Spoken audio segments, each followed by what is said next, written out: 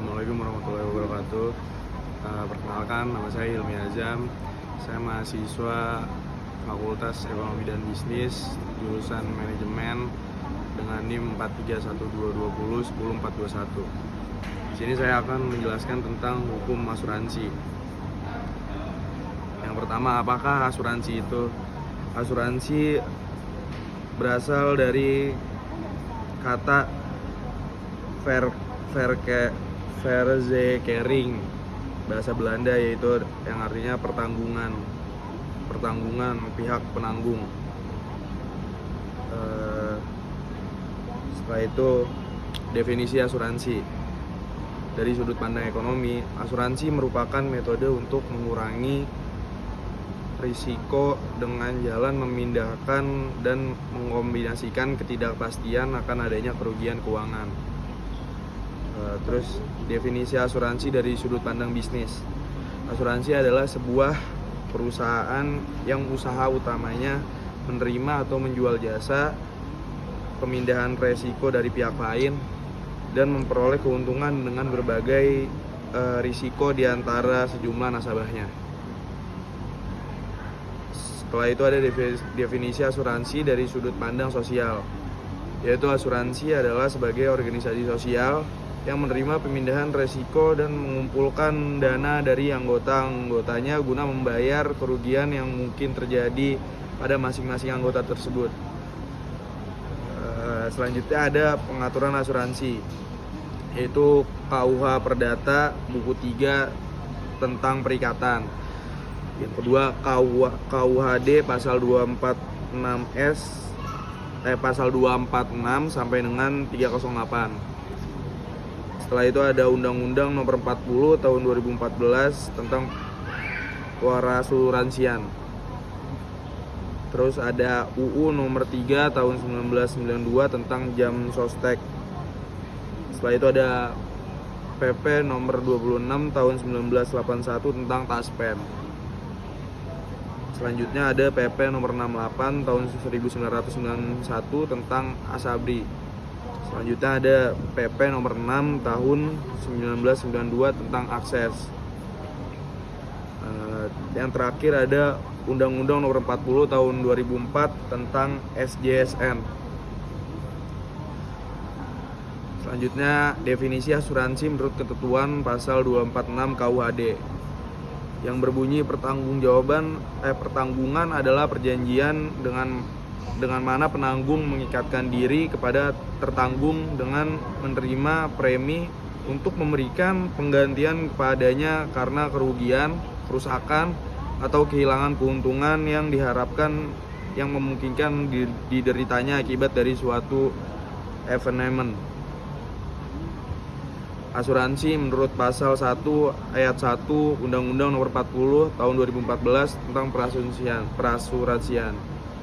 Asuransi adalah perjanjian antara dua pihak, yaitu perusahaan asuransi dan pemegang polis, yang menjadi dasar bagi penerimaan premi oleh perusahaan asuransi sebagai imbalan untuk satu, memberikan pergantian kepada tertanggung dan pemegang polis karena kerugian, kerusakan biaya yang timbul, kehilangan keuntungan, atau tanggung jawab hukum kepada pihak ketiga yang mungkin diderita tertanggung atau pemegang polis karena terjadinya suatu peristiwa yang tidak pasti. Yang nomor 2 ada memberikan pembayaran yang didasarkan pada meninggalkannya tertanggung atau pembayaran yang didasarkan pada hidupnya tertanggung dengan manfaat yang besarnya telah ditetapkan atau didasarkan pada hasil pengelolaan dana. Unsur-unsur dalam asuransi. Berdasarkan definisi tersebut, dapat diuraikan unsur-unsur asuransi atau pertanggungan sebagai berikut. Adanya dua pihak yaitu penanggung dan tertanggung, adanya peralihan risiko, adanya premi yang harus dibayar, adanya unsur peristiwa yang tidak pasti, adanya unsur ganti kerugian apabila terjadi suatu peristiwa yang tidak pasti.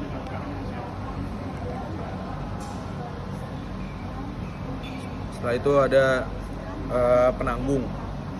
Perusahaan asuransi yang memberikan ganti rugi kepada tertanggung atas kerugian yang diteritanya sesuai dengan polis yang diterbitkannya. Terus definisi tertanggung, pihak yang menghadapi risiko sebagaimana diatur dalam perjanjian asuransi atau perjanjian reasuransi. Selanjutnya ada jenis-jenis risiko. Yang pertama ada peristiwa massa yang tidak diketahui. Terus ada kemungkinan dan peluang yang berkaitan diketahui. Selanjutnya ada kemungkinan yang peluangnya tidak diketahui. Resiko dikategorikan berdasarkan akibatnya, yaitu ada risiko fundamental dan risiko khusus. Kalau berdasarkan jangkauan alternatifnya yaitu risiko murni dan risiko spekulatif. Definisi yang tadi saya jelaskan adalah yang pertama risiko fundamental. Jenis risiko yang pada hakikatnya mempengaruhi masyarakat pada umumnya, sehingga tidak dapat ditentukan oleh orang atau kelompok orang. Pada umumnya dianggap sebagai tanggung jawab negara atau masyarakat, sehingga tidak mungkin diulangi oleh individu. Selanjutnya ada risiko khusus, suatu risiko yang diakibatkan karena tindakan atau keputusan seseorang. Terus ada risiko murni, ketidakpastian akan terjadinya suatu peristiwa atau suatu objek yang apabila terjadi akan selalu menimbulkan kerugian atau kerusakan. Selanjutnya ada risiko spekulatif, yaitu risiko ini mengandung dua unsur. Kemungkinan dapat menimbulkan kerugian, namun di sisi lain dapat pula menimbulkan keuntungan. Selanjutnya metode penanganan risiko. Menurut Robert Meher tahun 1986 ada 5 cara mengatasi risiko, yaitu yang pertama menghindari risiko, yang kedua mengurangi risiko, yang ketiga menahan risiko, yang keempat membagi risiko, yang kelima mengalihkan risiko. Lalu risiko yang bagaimana yang dapat diasuransikan?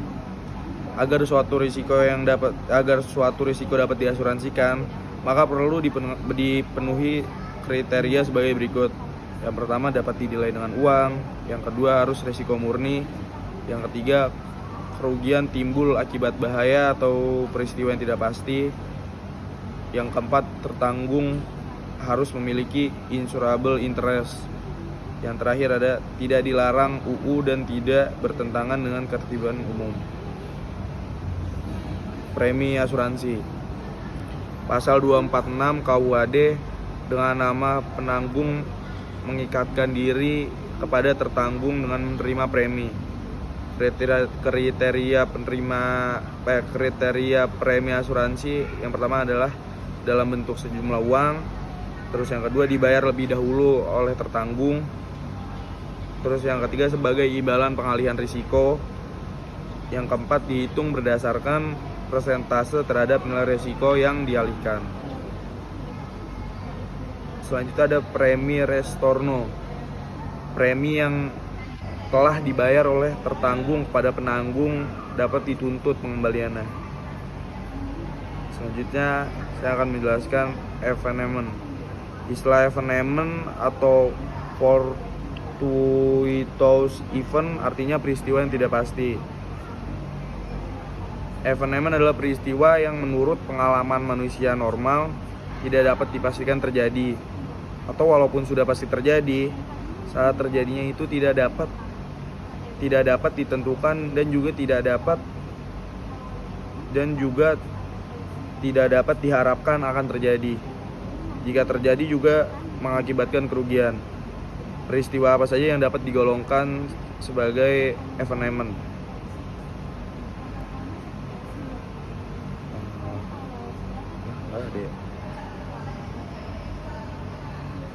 Selanjutnya adalah perjanjian dan polis asuransi. Yang pertama syarat sahnya perjanjian asuransi, yang kedua sifat perjanjian asuransi, yang ketiga terjadinya perjanjian asuransi, yang keempat polis sebagai bukti asuransi, yang kelima jenis-jenis polis.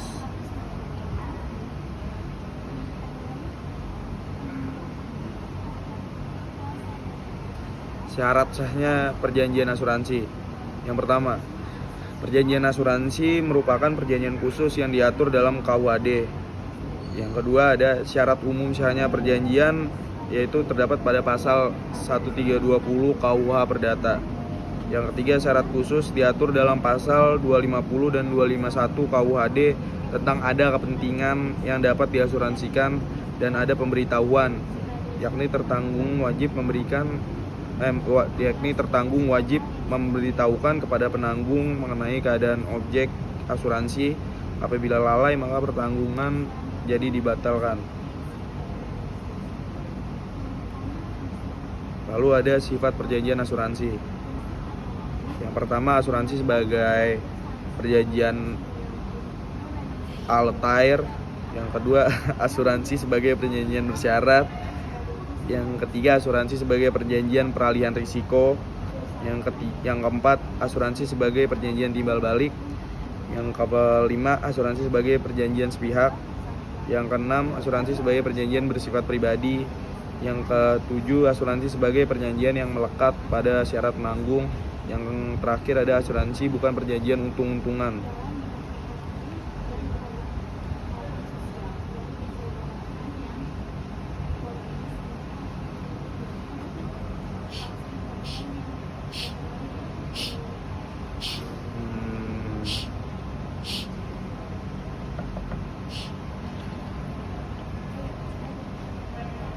Oke, selanjutnya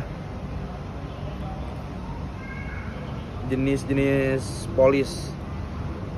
Ada satu, polis maskapai, ada polis bursa, dan polis Lloyds. Isi polis yaitu syarat khusus dan janji khusus. Yang terus ada hari dan tanggal pembuatan asuransi.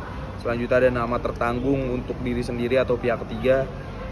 Ada uraian mengenai objek asuransi, jumlah yang diasuransikan, bahaya yang ditanggung, saat bahaya mulai berjalan dan berakhir, premi asuransi, serta semua keadaan dan syarat-syarat khusus.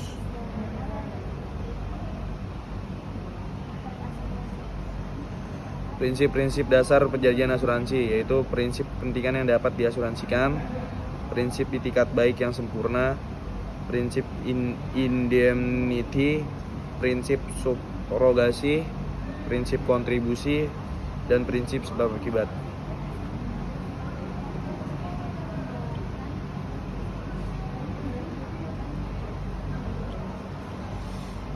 Oke, mungkin sekian penjelasan saya tentang hukum asuransi. Bila ada salah kata, mohon dimaafkan. Wassalamualaikum warahmatullahi wabarakatuh.